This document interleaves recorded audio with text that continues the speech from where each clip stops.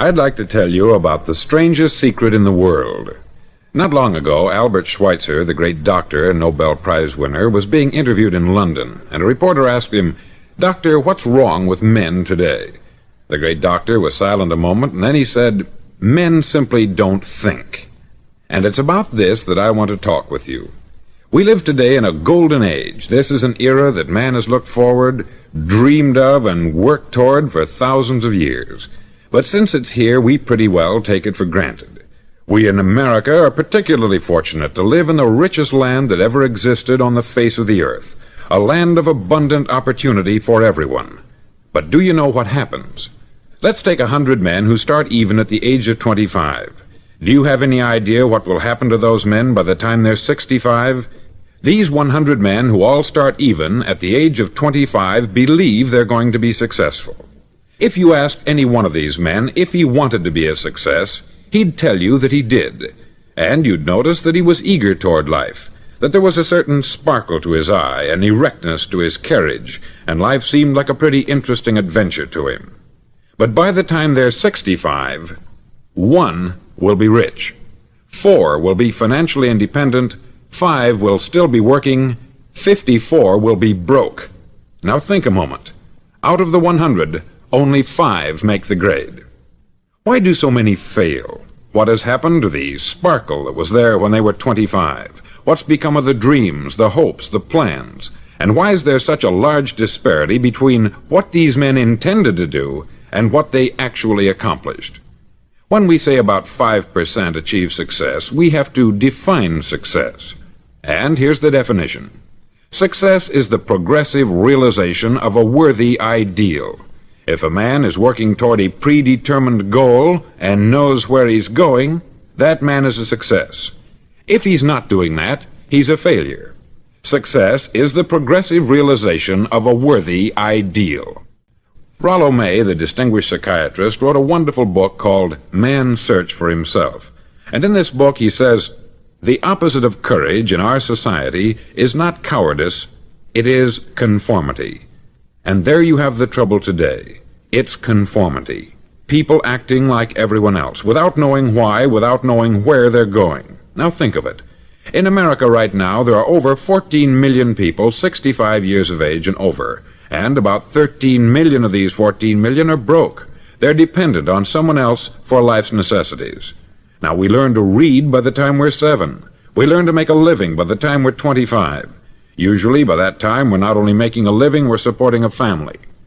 And yet, by the time we're 65, we haven't learned how to become financially independent in the richest land that has ever been known. Why? We conform. And the trouble is that we're acting like the wrong percentage group, the 95% who don't succeed. Now, why do these people conform? Well, they don't know, really. These people believe that their lives are shaped by circumstances, by things that happen to them, by exterior forces. They're outer-directed people. A survey was made one time that covered a lot of men, working men, and these men were asked this question: why do you work? Why do you get up in the morning? 19 out of 20 had no idea. If you ask them, they'll say, everyone goes to work in the morning. And that's the reason they do it, because everyone else is doing it. Now let's get back to our definition of success. Who succeeds? The only man who succeeds is the man who is progressively realizing a worthy ideal. He's the man who says, I'm going to become this, and then begins to work toward that goal. I'll tell you who the successful people are. A success is the school teacher who's teaching school because that's what she wanted to do. The success is the woman who's a wife and mother because she wanted to become a wife and mother and is doing a good job of it. The success is the man who runs the corner gas station because that's what he wanted to do. The success is the successful salesman who wants to become a top-notch salesman and grow and build with his organization. A success is anyone who is doing deliberately a predetermined job because that's what he decided to do deliberately. But only 1 out of 20 does that. That's why today there isn't really any competition, unless we make it for ourselves. Instead of competing, all we have to do is create.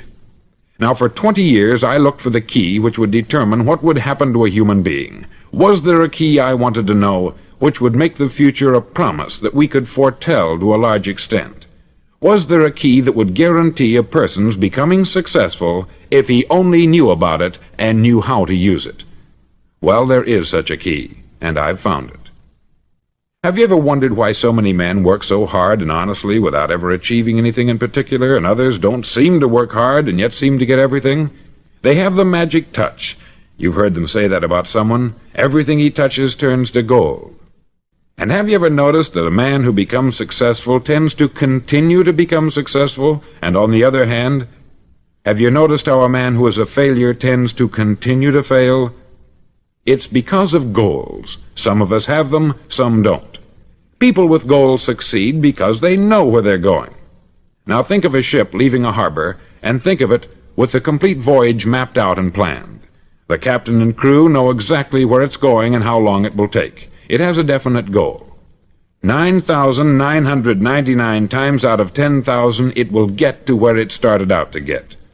Now let's take another ship, just like the first, only let's not put a crew on it, or a captain at the helm. Let's give it no aiming point, no goal, no destination. We just start the engines and let it go.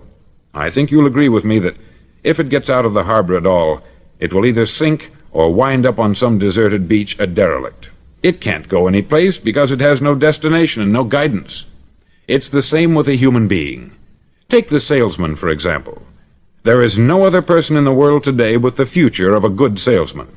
Selling is the world's highest paid profession, if we're good at it and if we know where we're going. Every company needs top-notch salesmen, and they reward those men. The sky is the limit for them. But how many can you find? Someone once said, "The human race is fixed, not to prevent the strong from winning, but to prevent the weak from losing." The American economy today can be likened to a convoy in time of war. The entire economy is slowed down to protect its weakest link, just as the convoy had to go at the speed that would permit its slowest vessel to remain in formation. That's why it's so easy to make a living today. It takes no particular brains or talent to make a living and support a family today. So we have a plateau of so-called security, if that's what a person's looking for. But we do have to decide how high above this plateau we want to aim for. Now let's get back to the strangest secret in the world, the story that I wanted to tell you today. Why do men with goals succeed in life, and men without them fail? Well, let me tell you something which, if you really understand it, will alter your life immediately. If you understand completely what I'm going to tell you from this moment on, your life will never be the same again. You'll suddenly find that good luck just seems to be attracted to you. The things you want just seem to fall in line. And from now on, you won't have the problems, the worries, the gnawing lump of anxiety that perhaps you've experienced before. Doubt, fear, well, they'll be things of the past. Here's the key to success, and the key to failure. We become what we think about. Now let me say that again. We become what we think about. Throughout all history, the great wise men and teachers, philosophers and prophets have disagreed with one another on many different things.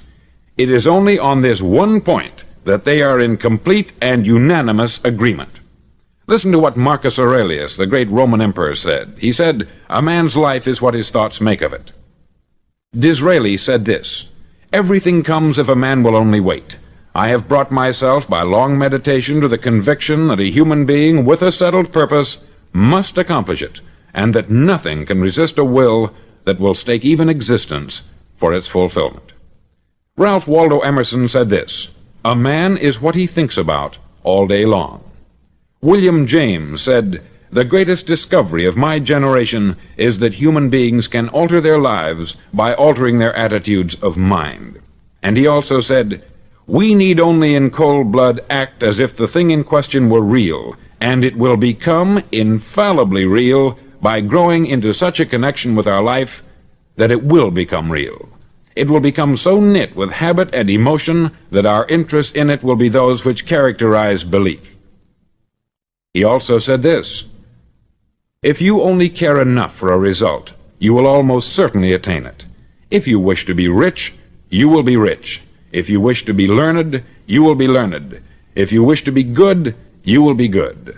Only you must then really wish these things, and wish them exclusively, and not wish at the same time 100 other incompatible things just as strongly. In the Bible you read, in Mark 9:23, "If thou canst believe, all things are possible to him that believeth." Dr. Norman Vincent Peale said this, "This is one of the greatest laws in the universe. Fervently do I wish I had discovered it as a very young man. It dawned upon me much later in life, and I've found it to be one of the greatest, if not my greatest discovery, outside of my relationship to God. And the great law, briefly and simply stated, is that if you think in negative terms, you'll get negative results. If you think in positive terms, you will achieve positive results. That is the simple fact which is at the basis of an astonishing law of prosperity and success. In 3 words, believe and succeed." William Shakespeare put it this way, "Our doubts are traitors, and make us lose the good we oft might win, by fearing to attempt." George Bernard Shaw said, "People are always blaming their circumstances for what they are. I don't believe in circumstances. The people who get on in this world are the people who get up and look for the circumstances they want, and if they can't find them, make them." Well, it's pretty apparent, isn't it? And every person who discovered this for a while believed that he was the first one to work it out. We become what we think about. Now, it stands to reason that a person who's thinking about a concrete and worthwhile goal is going to reach it, because that's what he's thinking about. And we become what we think about. Conversely, the man who has no goal, who doesn't know where he's going, and whose thoughts must therefore be thoughts of confusion and anxiety and fear and worry, becomes what he thinks about. His life becomes one of frustration, fear, anxiety, and worry. And if he thinks about nothing, he becomes nothing. Now, how does it work? Why do we become what we think about? Well, I'll tell you how it works as far as we know. Now, to do this, I want to tell you about a situation that parallels the human mind. Suppose a farmer has some land, and it's good, fertile land. Now, the land gives the farmer a choice. He may plant in that land whatever he chooses. The land doesn't care. It's up to the farmer to make the decision.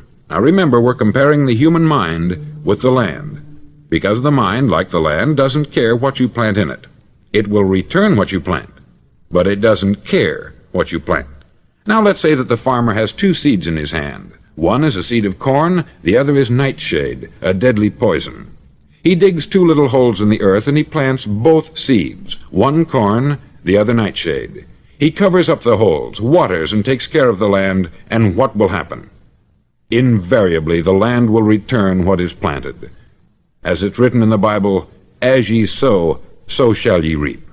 Remember, the land doesn't care. It will return poison in just as wonderful abundance as it will corn. So up come the 2 plants, one corn, one poison.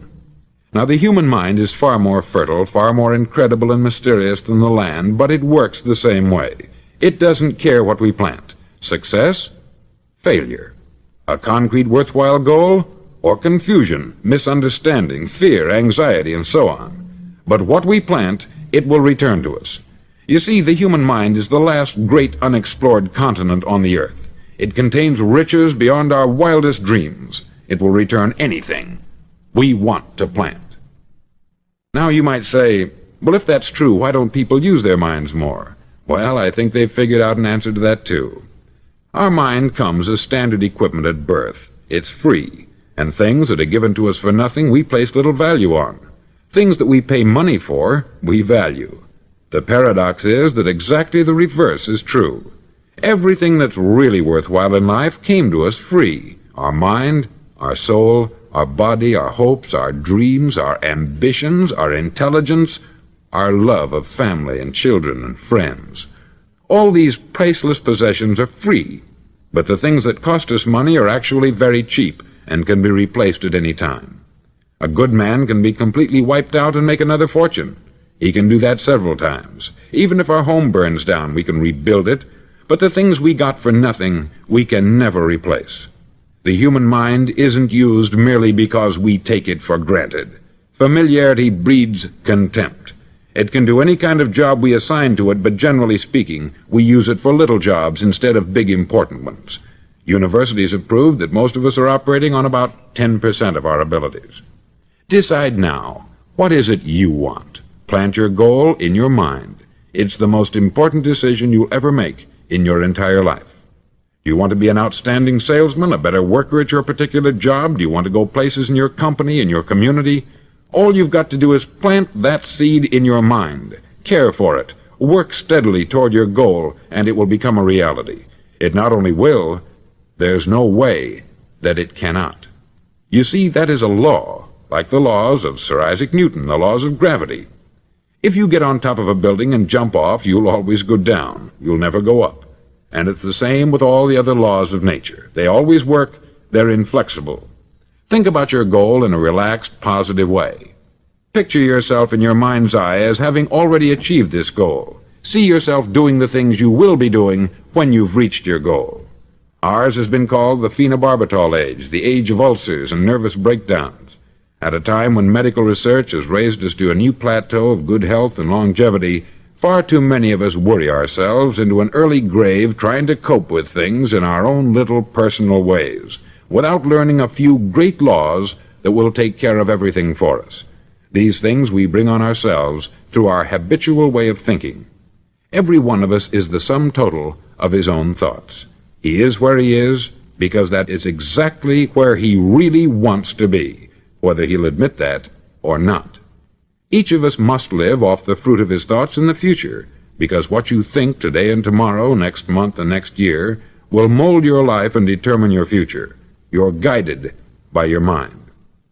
I remember one time I was driving through Arizona and I saw one of those giant earth-moving machines roaring along the road at about 35 miles an hour with what looked like 20 tons of dirt in it, a tremendous, incredible machine, and there was a little man perched way up on top with the wheel in his hands guiding it.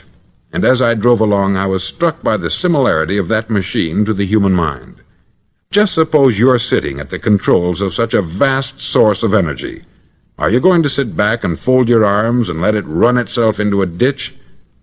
Or are you going to keep both hands firmly on the wheel and control and direct this power to a specific, worthwhile purpose? It's up to you. You're in the driver's seat. You see, the very law that gives us success is a two-edged sword. We must control our thinking. The same rule that can lead a man to a life of success, wealth, happiness, and all the things he's ever dreamed of for himself and his family, that very same law can lead him into the gutter. It's all in how he uses it, for good or for bad. This is the strangest secret in the world.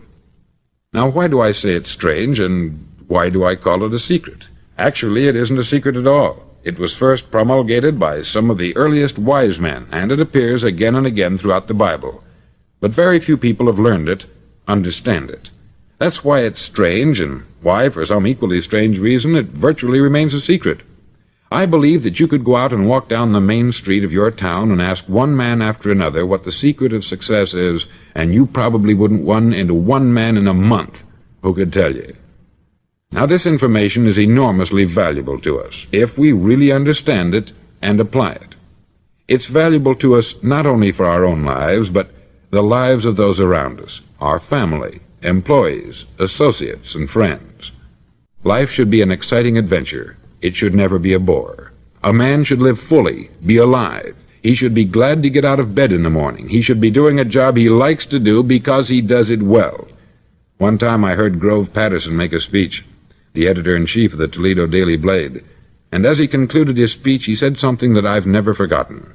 He said something like this: "My years in the newspaper business have convinced me of several things, among them that people are basically good, and that we came from someplace, and we're going someplace. So we should make our time here an exciting adventure. The architect of the universe didn't build a stairway leading nowhere." And the greatest teacher of all, the carpenter from the plains of Galilee, gave us the secret time and time again. "As ye believe, so shall it be done unto you." I've explained the strangest secret in the world and how it works. Now I want to explain how you can prove to yourself the enormous returns possible in your own life by putting this secret to a practical test. I want you to make a test that will last 30 days. Now it isn't going to be easy.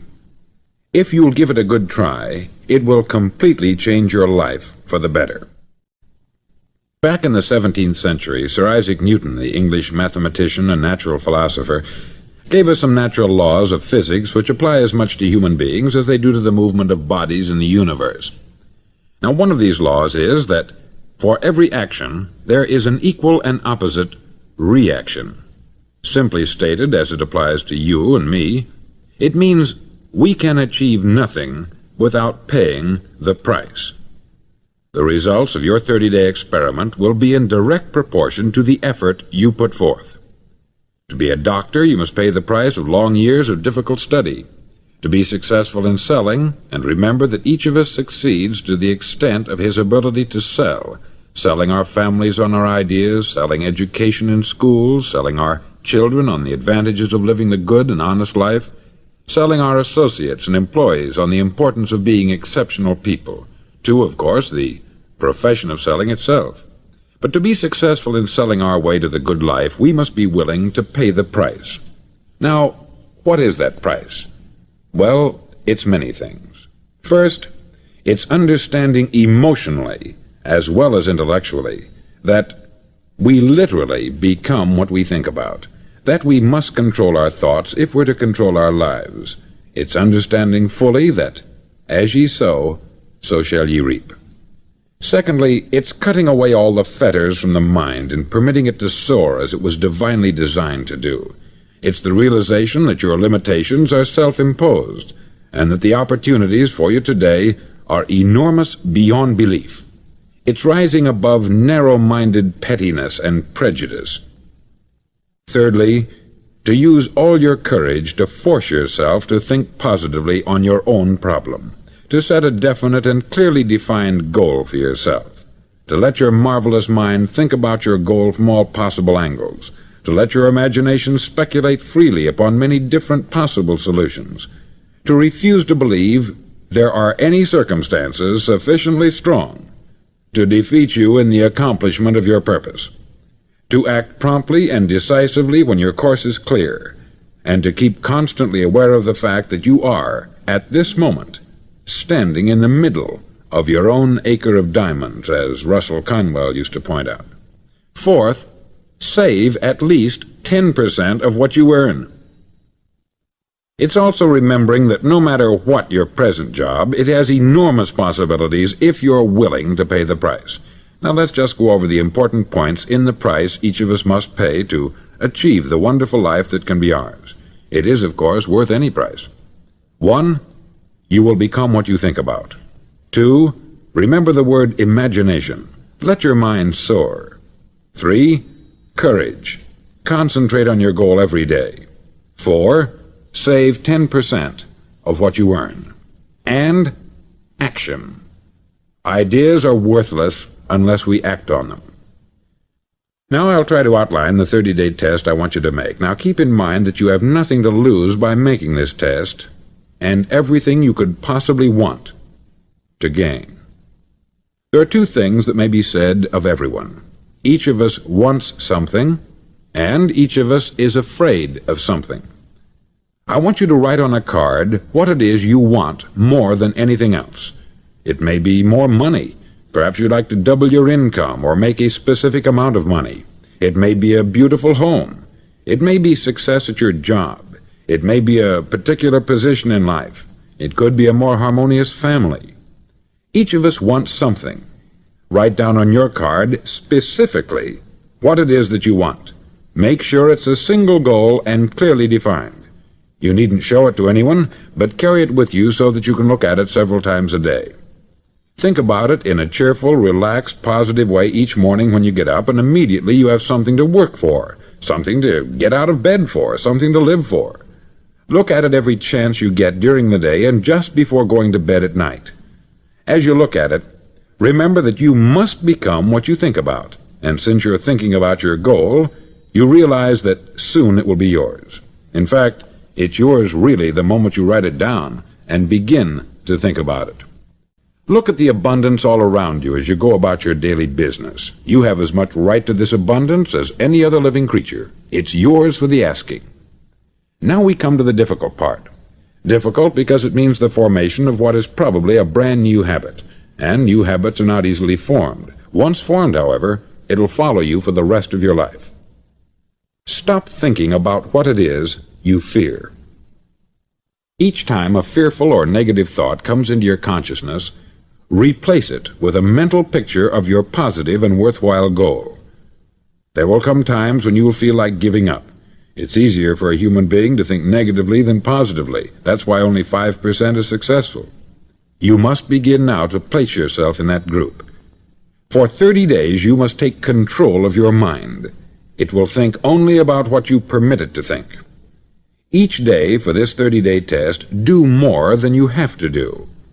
In addition to maintaining a cheerful, positive outlook, give of yourself more than you've ever done before. Do this knowing that your returns in life must be in direct proportion to what you give. The moment you decide on a goal to work toward, you're immediately a successful person. You're then in that rare and successful category of people who know where they're going. Out of every 100 people, you belong to the top 5. Don't concern yourself too much with how you're going to achieve your goal. Leave that completely to a power greater than yourself. All you have to do is know where you're going. The answers will come to you of their own accord. Remember these words from the Sermon on the Mount, and remember them well. Keep them constantly before you this month of your test. Ask, and it shall be given you. Seek, and ye shall find. Knock, and it shall be opened unto you. For every one that asketh receiveth, and he that seeketh findeth, and to him that knocketh it shall be opened. It's as marvelous and as simple as that. In fact, it's so simple that in our seemingly complicated world it's difficult for an adult to understand that all he needs is a purpose and faith. For 30 days, do your best. If you're a salesman, go at it as you've never done before, not in hectic fashion, but with the calm, cheerful assurance that time well spent will give you the abundance in return you deserve and want. No matter what your job, do it as you've never done it before for 30 days. And if you've kept your goal before you every day, you'll wonder and marvel at this new life you've found. Dorothea Brand, outstanding editor and writer, discovered it for herself and tells about it in her fine book, Wake Up and Live. Her entire philosophy is reduced to the words, act as though it were impossible to fail. She made her own test with sincerity and faith, and her entire life was changed to one of overwhelming success. Now you make your test for 30 full days. Don't start your test until you've made up your mind to stick with it. You see, by being persistent, you're demonstrating faith. Persistence is simply another word for faith. If you didn't have faith, you would never persist. If you should fail during your first 30 days, by that I mean suddenly find yourself overwhelmed by negative thoughts, you've got to start over again from that point and go 30 more days. Gradually your new habit will form until you find yourself one of that wonderful minority to whom virtually nothing is impossible. Don't forget the card. It's vitally important as you begin this new way of living. On one side of the card, write your goal, whatever it may be. On the other side, write the words we've quoted from the Sermon on the Mount. Ask, and it shall be given you. Seek, and ye shall find. Knock, and it shall be opened unto you. Nothing great was ever accomplished without inspiration. See that during these crucial first 30 days, your own inspiration is kept at a peak. Above all, don't worry. Worry brings fear, and fear is crippling. The only thing that can cause you to worry during your test is trying to do it all yourself. Know that all you have to do is hold your goal before you. Everything else will take care of itself. Remember also to keep calm and cheerful. Don't let petty things annoy you and get you off course. Now, since making this test is difficult, some may say, well, why should I bother? Well, look at the alternative. No one wants to be a failure. No one really wants to be a mediocre individual. No one wants a life constantly filled with worry, fear, and frustration. Therefore, remember that you must reap that which you sow.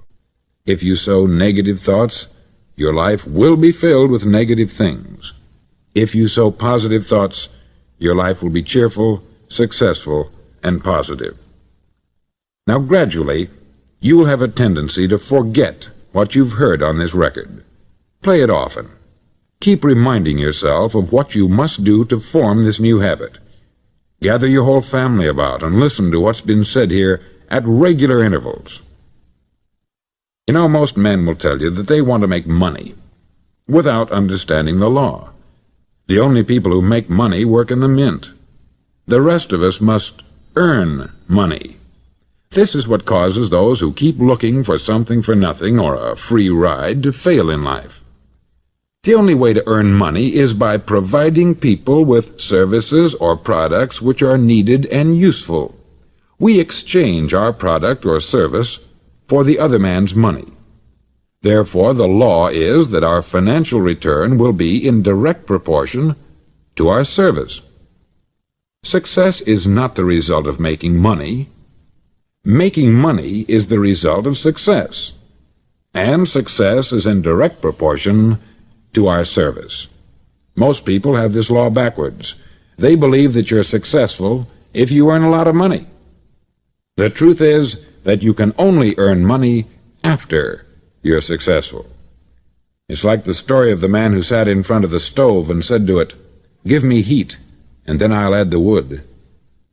How many men and women do you know, or do you suppose there are today, who take the same attitude toward life? There are millions. We've got to put the fuel in before we can expect heat. Likewise, we've got to be of service first before we can expect money. Don't concern yourself with the money.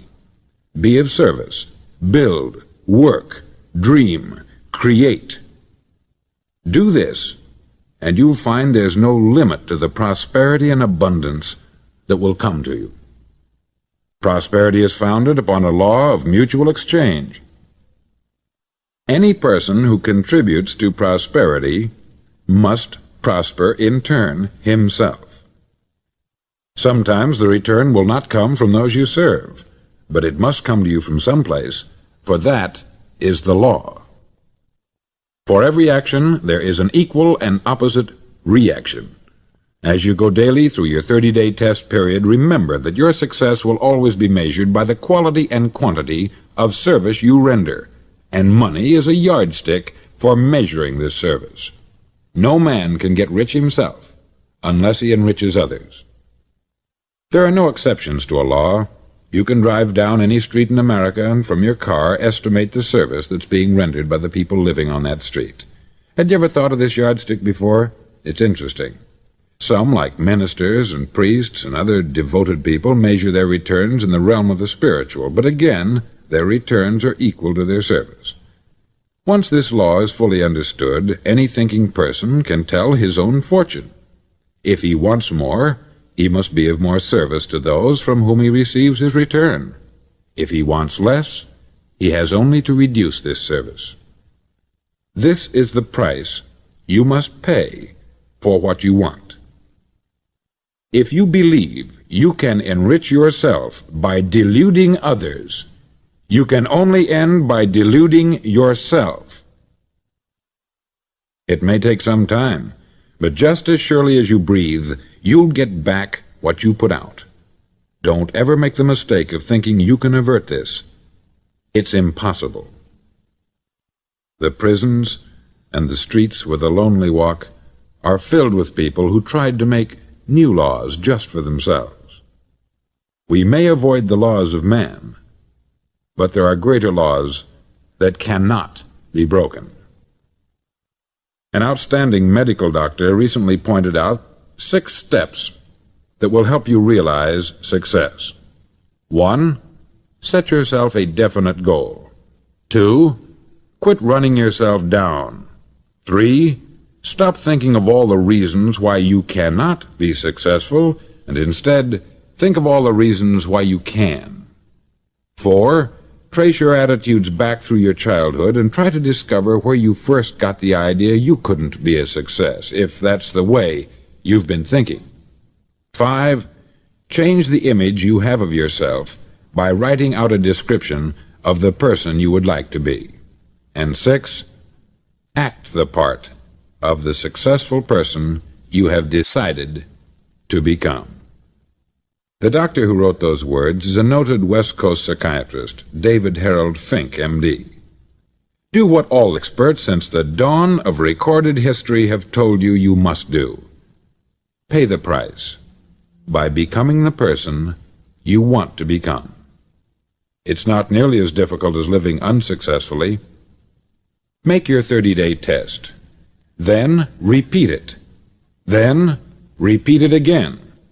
Each time it will become more a part of you until you'll wonder how you could ever have lived any other way.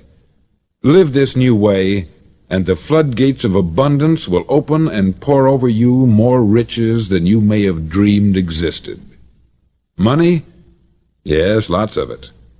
But what's more important, you'll have peace.